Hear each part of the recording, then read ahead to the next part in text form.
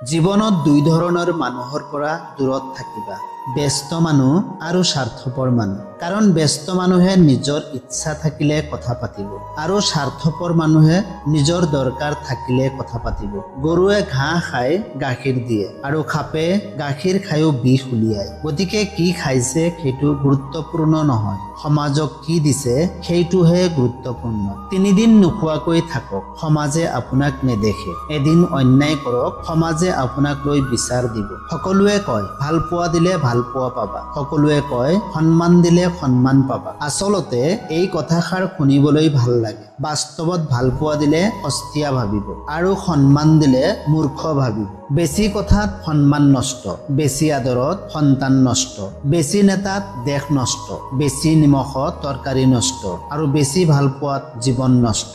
জীৱনত কাৰ কাৰ সৈতে আপোনাৰ চিনাকি হ'ব সেইটো নিৰ্ভৰ কৰিব সময়ে, কাৰ কাৰ সৈতে সম্পৰ্ক হ'ব সেইটো নিৰ্ভৰ কৰিব আপোনাৰ মনে, কোনে কোনে আপোনাক মনত ৰাখিব সেইটো নিৰ্ভৰ কৰিব আপোনাৰ ব্যৱহাৰে। বৰ্তমান যুগত 3টা কাম কৰিলে ঠগ খোৱাটো নিশ্চিত। 1. বিনা স্বাৰ্থত উপকাৰ কৰিলে, 2. টকা ধাৰ দিলে, 3.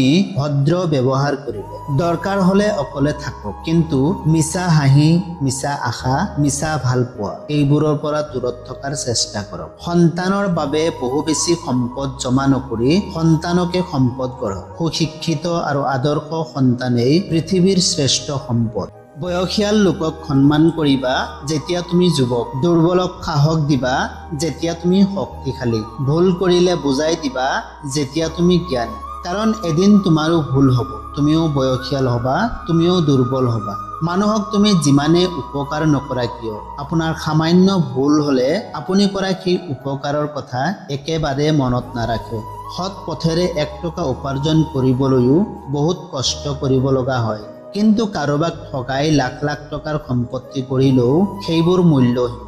এদিন সময়ে সেইজনক নিশ্চয় উপলব্ধি কৰাব যে তেওঁৰ উপাৰ্জনৰ উপায় সঁচাকৈয়ে অসৎ আছিল। টকাৰে ভাল ঘৰ এটা সাজিব পাৰি, কিন্তু এটা ভাল পৰিয়াল গঢ়িব নোৱাৰি। টকাৰে ঘড়ী কিনিব পাৰি, কিন্তু সময় কিনিব নোৱাৰি। টকাৰে বহি কিতাপ কিনিব পাৰি, কিন্তু জ্ঞান কিনিব নোৱাৰি। পুত্ৰ জন্ম দিয়াটো কোনো গৌৰৱৰ কথা নহয়। পুত্ৰ কন্যা যিয়েই নহওক, সন্তানক চৰিত্ৰৱান মানুহ কৰিব পৰাটোহে প্ৰকৃত গৌৰৱৰ কথা।